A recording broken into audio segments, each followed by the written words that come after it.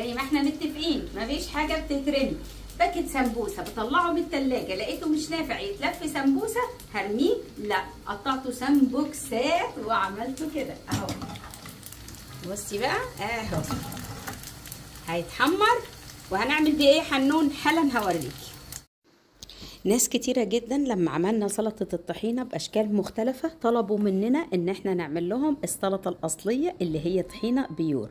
دول زي ما شفتوا في الطبق معلقتين طحينة فقط لا غير، عليهم نص معلقة ملح صغيرة ومعلقة ماء خل كبيرة كبيرة كبيرة. تمام.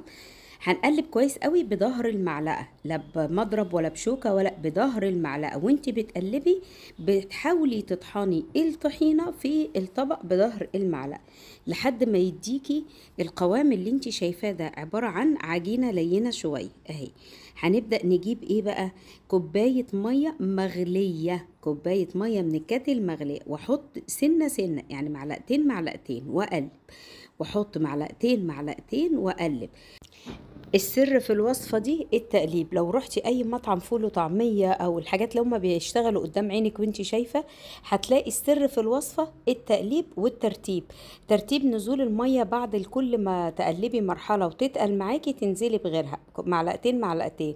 في الاخر هتوصلي ان انتي عملتي الطحينة اللي انتي عايزاها بتاعة المطعم البيور، كمية حلوة لون ابيض جميل وبكمية طحينة قليلة جدا.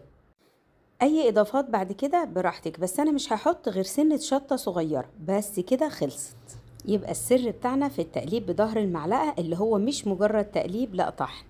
الطحينة اهو، سندوتشات فول وطعمية، سندوتشات بطاطس، سندوتشات كفتة، في 3 دقايق اهي تقدري تعمليها. وادي اللي حمرناه. انا عايزه اقولك بيسيبوا الاكل وياكلوا ده والله. اهو حاجات بدل ما ترميها وتبقي مستخسراها، ليه ما تعمليش بيها حاجه جديده وهتبقى حلوه جدا. جربوها دي ودي وقولوا لي. من الحاجات اللي مهمه جدا ان انت تعملي سلطه الطحينه جنبها. بتحب سلطه الطحينه جدا سندوتشات الكفته.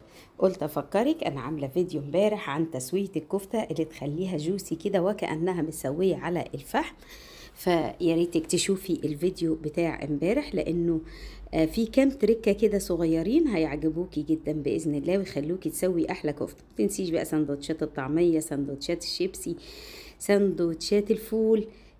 ولو انت عندك اي نوع من السندوتشات بيحب سلطه الطحينه اكتبوهولي في التعليقات لو سمحتي. شكرا ليكم وشكرا لذوقكم، وبتمنى ان انتوا تعملوا كل حاجه حلوه في بيتكم يا رب. السلام عليكم ورحمه الله وبركاته.